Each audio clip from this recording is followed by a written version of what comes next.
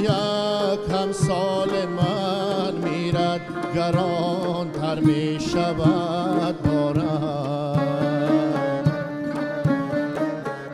چو یک پیری خرد میرد بمیرد جمله ها سارم. چو یک همسال من میرد گران تر می شود بارم.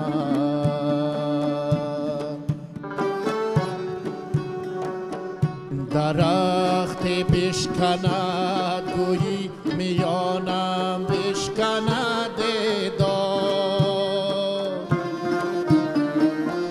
درخت بشکند گویی میانم بشکند داد. چو فکر برغلط کردم شود افکار افکارم. چو فکر برغلط کردم شود افکار افکارم.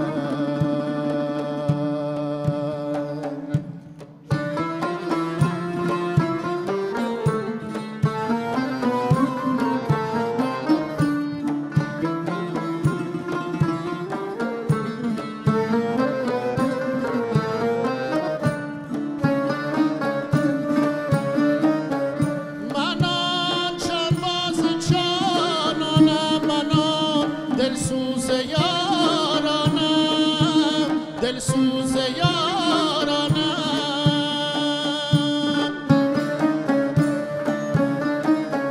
من آن شواز جانانم من آن دلسوز یارانم دلسوز یارانم. کشم آزار هست مار و موری را نیازارم.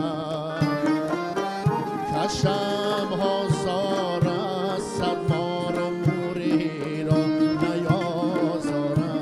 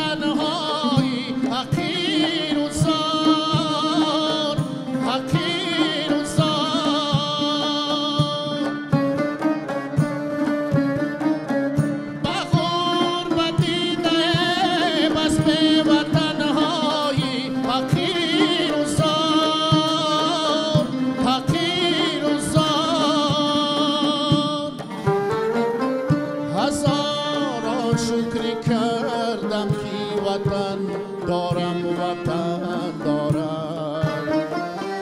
هزاران شکر کردم که وطن دارم وطن دارم.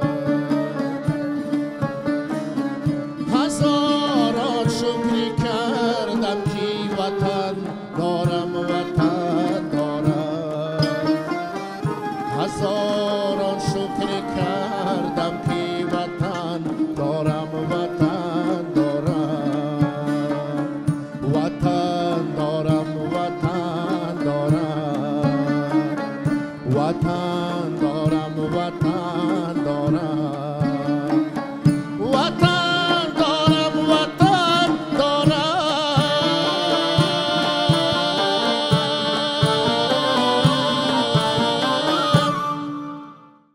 درود عرض میکنم دوستان عزیز و ارجمند. برنامه فضا است و این برنامه با یک ترانه بسیار هم زیبا آغاز گردید. امروز با برنامه تشریف آوردن کارمند مؤسسه دولتی سفری هنری بزمورا هنرپیشه شایسته تاجیکستان اغنظر الواتوف با گروهی خود به برنامه تشریف آوردن که حضور ایشان را خیر مقدم میگویم. خوش آمدید برنامه. سلام و درود خود را به تمام تماشاگران تلویزیون سفینه میرسانیم.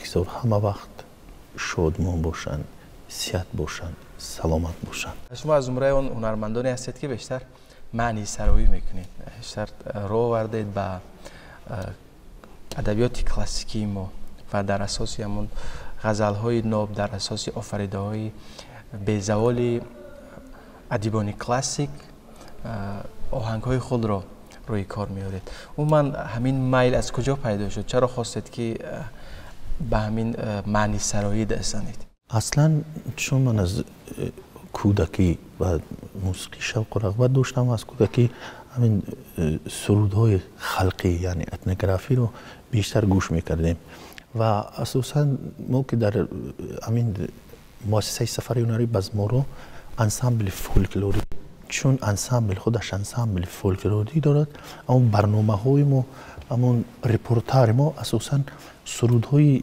فولکلوری هستند. آهنگ های فولکلوری بیشتر شما استفاده میبرید در اساس آهنگ های فولکلوری از غزل و از نوشته؟ بله اصلا آهنگ ها فولکلوری و از غزلیات کلاسیکی استفاده میبریم. گفته در محیط دهه به پایان رسیده؟ بله، در محیط دهه و اونجا بیشتر به همین سرودهای قدیمه عنعنوی توجه میکردید. چگونه سرودها بودن در اون سالها؟ هم در تاجیکستان ما هر یک منطقه دارد مثل همون سرودهای فولکلوری خودشون خاص به خود همون منطقه و در منطقه ولایت بدخشان ما هم هستند سرودها مثل دف سوز هستند، با دف میخونن فقط. هست فلک مثل اسباب موسیقی میخونن، با اسباب موسیقی میخونن. هست مثل یک موسیقی سنتی مدیه سرایی با چنین رو اجرا میکنن. ما که میده تر بودیم گوش میکردیم، در یگان برنامه ها اجرا میکردن، در توی و معرکه ها گوش میکردیم و ذوق بیشتر میشد به موسیقی سنتی. خب کی شروع کردید به خواندن؟ من کی شما رو وادار کرد که سرود بخوانید؟ اصلا من در ایام مکتب خوانی شروع کردم، چون در مکتب در صنف‌های ابتدایی میخوان، صنف‌های 4 5 محفل های موسیقی میشدن و معلم موسیقی ما رو به محفل موسیقی جلب میکرد و چون در خونه من اکام صنعتکار بودن و از اون محفل موسیقی سر کرده در مکتب برآمد میکردیم. او دوره ها چی میشد؟ بین مکتب ها رقابت میشد. بوستان بود، آزمون ها بود، اندله بوستان بود. همجا اشتراک میکردیم و هوسته خیلی سایکل دوده اومدیم تو بایندم. از محیط دهه چی ها بیشتر برای شما همیشه به یادتون میاد؟ همیشه از اون مثلا یاد میارید با دوستان؟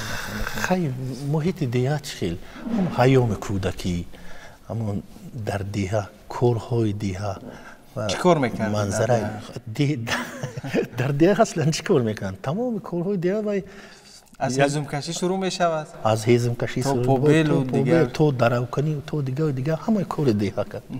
مال داشته؟ بله. با مال بس مثلا چرا می رفتید؟ بله پوده می رفتیم، ایلوق می رفتیم. اونجا سرود می خونده در فضای کوهستان؟ خیلی کوهستان خیلی توقع میشینی و فلک هم میزنی دیگر. بیشتر از همون دوره کودکیتون کدام سرودها در ذهنتان نقش بسته است؟ سرودهایی که در کودکی زمزمه میکردید؟ برخی سرودها رو زمزمه میکردم. استادا که میخوانن زمزمه میکردیم. مثلا بیشتر از سرودهای شادروان استاد دوشنبه پلایف بسیار سروداش گوش میکردیم و میخوندیم. بازم چیز دیگری برای ما آوردید که پیشنهاد کنید؟ بله، یک سرود دیگر. چی هست سرود؟ از سرود ای شاخ گل. این سرود استاد سروان خواننده افغانستان.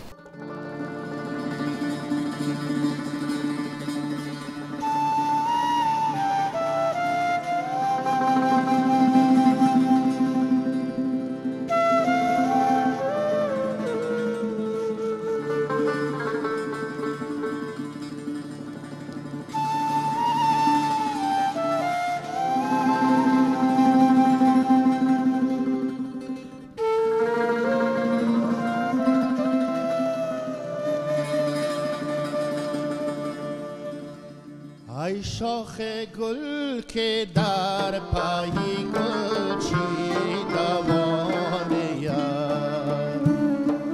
این نیست مزد رنج من و باغبانه این نیست مزد رنج من و باغبانه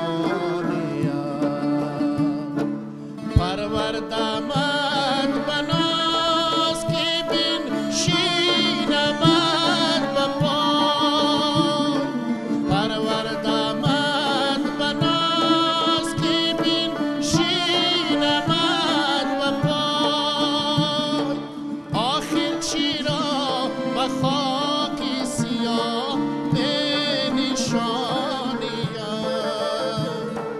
آخر چرا به خاک سیاه بنشانیم این نیست مزد رنج من و باغبانیم این نیست مزد رنج من و باغبانیم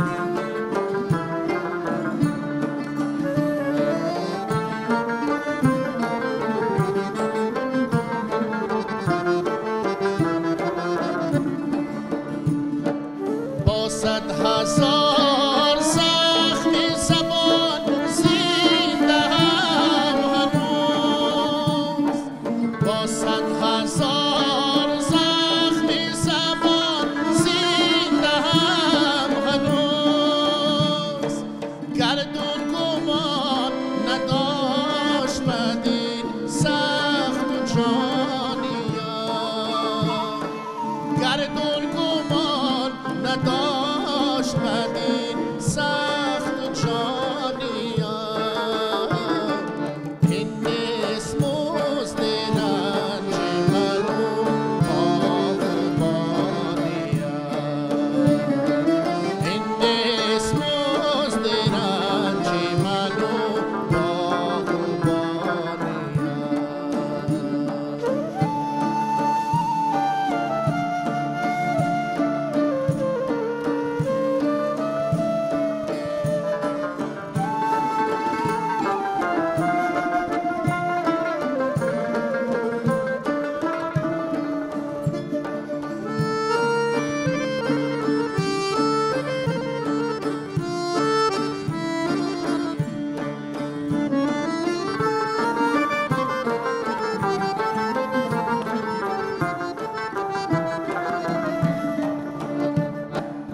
ای لیلی عزیز که ثانی ندیدم ای لیلی عزیز که ثانی ندیدم بازا که در فراق تو مجنون ثانیم بازا که در فراق تو مجنون ثانیم این نیست مزد رنج من و باغبانیم این نیست مزد رنج من و باغبانیم ای شاخ گل که در پای گل چیدوانیم این نیست مزد رنج من و باغبانیم این نیست مزد رنج من و باغبانیم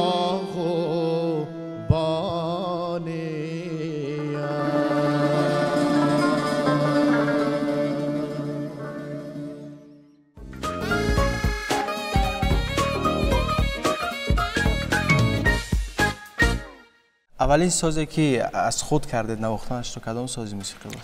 اولین سازی که من در مکتب میخوندم همین در محفل موسیقی رباب مینواختم. رباب داشتید خودت شما؟ بله. در بدخشان همین رباب بدخشانی در تمام خانه ها هست. البته مالی پدرتون بود، بابایتون بود؟ بیار بابا موندگی و پدر حالا هم هست. وقتی که مکتب میانه را ختم کردید به دانشکده دولتی فرهنگ و صنعت داخل شدید؟ وقتی مکتب رو ختم کردم سال 93 ختم کردیم و سال 94 به شعبه فرهنگ نوی شغلان به کار در آمدم تا سال 96. از سال 97 به تئاتر دولتی شهر خرخ به نام میرابا نظرف به کار در آمدیم و تا سال 2008 در تئاتر کار کردم. بعدا در انسامبل نوای بدخشان سال 2008 تا 2010 کار کردیم. بعدا 2010 آمدیم به شهر دوشنبه به مرکز جمهوری و در مزمور به حیث عضوخوان در انسامبل اتنوگرافی پامیر به کار در آمدیم و سال 2016 بعد غایبانه دانشکده صنعت سپاریدیم. اکثر هنرمندان ممتاز و توانا همون استعداد ازلی که در وجود آنها هست آنها را معرفی کرد و فکر میکنم که همین حادثه نیز با شما هم رخ داد که مثلا بدون آنه که در یک مکتب موسیقی تحصیل کرده باشید، در نزدیک کسی تحصیل کرده باشید، یعنی همون خواهش و ذوق و شوق شما رو به جدای صنعت برد و تا امروز در این سمت فعالیت میکنید. پیشه شما رو فرزندانتون نیز انتخاب کردن. بله. چهارشنبه که یکی از جوانان بسیار موفق است. بله باید پیشه صنعتکاری انتخاب کرده. محیط خانوادت برای او تاثیر گذاشت؟ در وجودت باشد خودش میگذرد. چگونه بود محیط؟ زیاد میومد نزد شما، از شما خواهش میکرد ساسویتان رو مثلا میگرفت مینواخت، چیکار میکرد؟ و خودش از ایام مکتب خونی هستیم که در مکتب موسیقی شهر خرخ تحصیل میکردن و بعدا در کالج صنعت من احمد بابا قلوب و دانشکده صنعت ختم کردن. زید نبودید شما؟ نه خیلی یکم کار گنده نیست، این کار برعکس کار خوبترین. آهنگ های خیلی زیبا هم ایجاد میکنید. من کدام لحظه ها شما به ایجاد آهنگ میپردازید؟ کدام حالت های آهنگ در ذهن شما پیدا میشه؟ باید یک فضای آرام باشد به فکر من. تمرین میکنید در خانه؟ البته.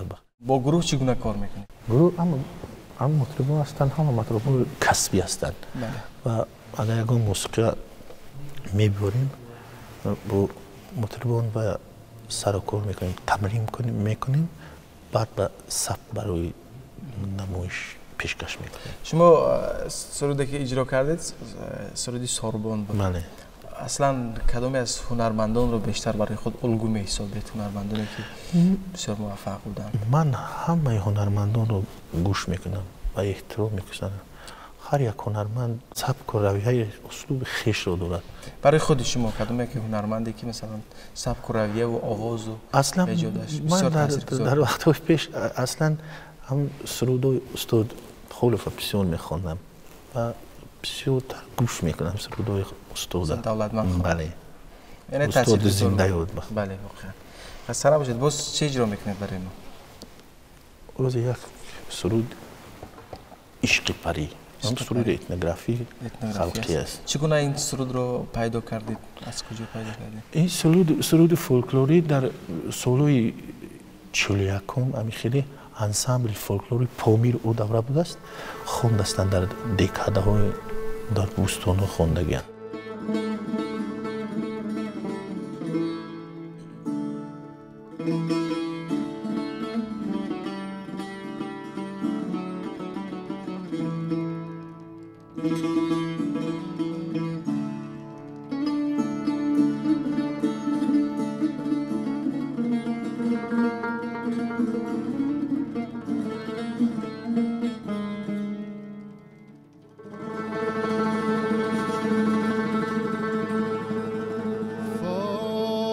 میگویم و از گفته خود دل شادم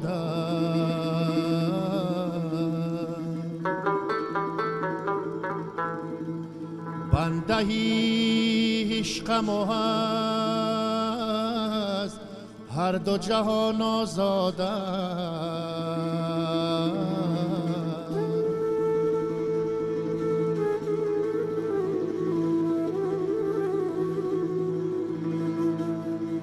توهیری گلشن قدسم شده هم شرح فراق که در این دامگهی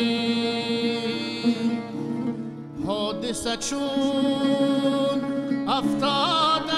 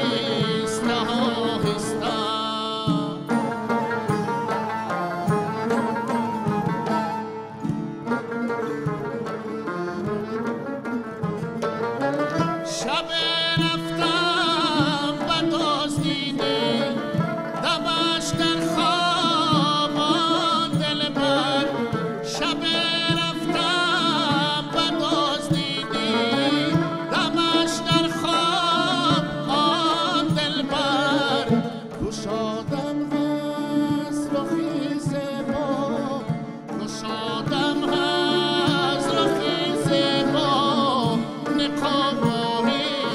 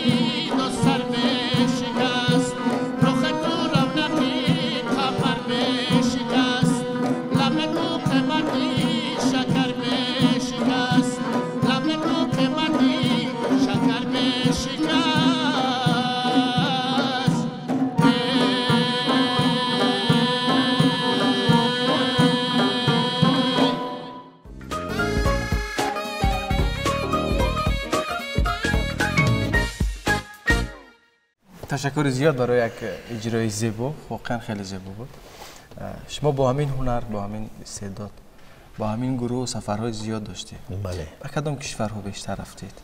چه کنسرت ها دادید؟ سفرهای هنری ما بسیار اصلا داشتیم به مملکت های خارج. از سال 98 سر کردم.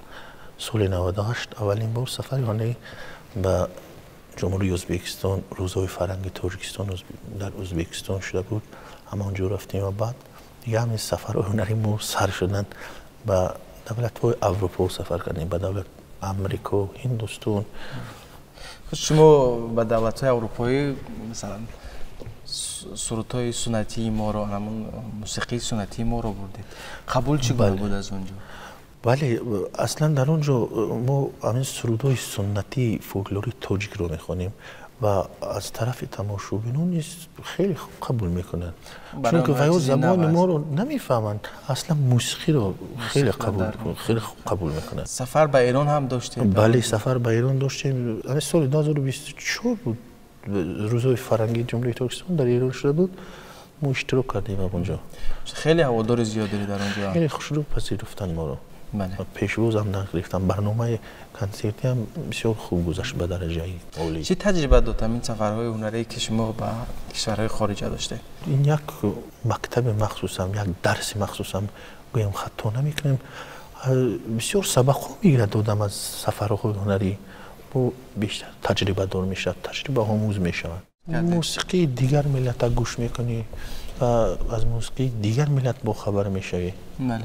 خب تشکر زیاد. سپاس که به برنامه تشریف آوردید. سپاس به گروه شما، به مطربان حرفه‌ای که امروز واقعا خیلی زیبا اجرا کردن.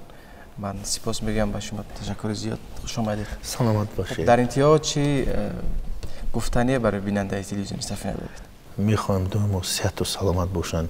بگذار در وطن عزیز ما تاجیکستان همیشه صلح و آرامی آسایشتگی باشد و روز و شام هر یکی ساکن تاجیکستانی بخیر و با صفا و با برکت باشد. تشکر جزیل. در انتها چی اجرا میکنید؟ یک سرود دیگر میخوانیم.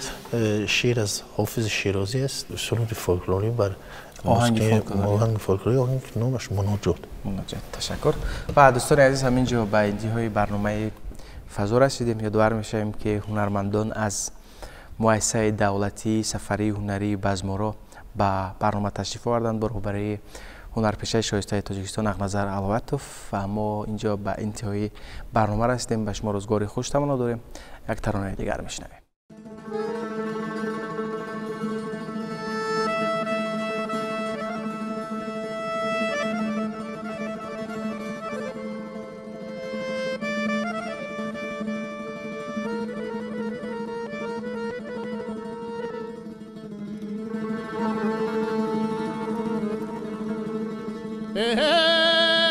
از خوش سخنی دلی کسرش نشد، با خوش سخنان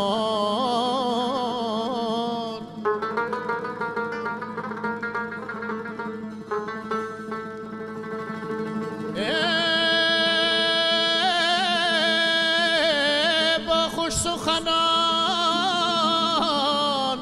کسی بدندش نشد، گنج از کلام حق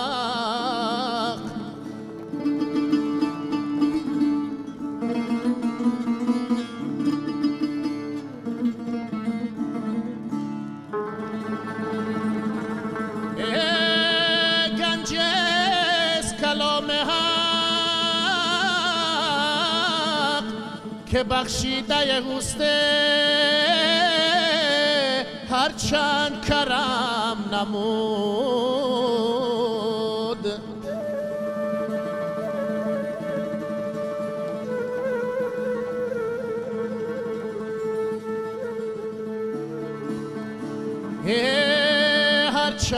هرچند کرم نمود، درویش نشد.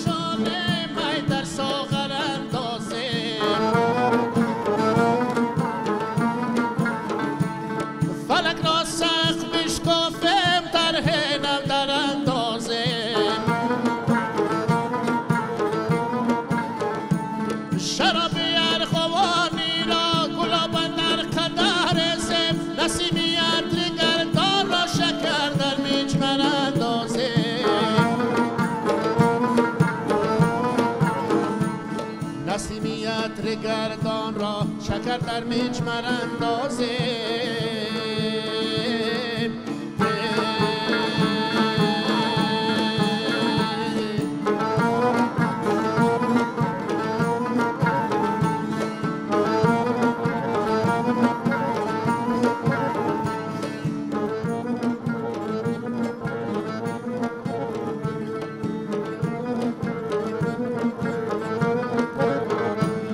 چو در دست است رود خوش بزن مطرب سرود خوش که دست افشان غزل خانه پاکوبان سراندازه سبا خاکی وجودی ما بدان عالی جناب انداز بود کان شاهی خوبان را نظر بر منظر اندازه بود کن شاهی خوبان را نظر بر منظر اندازه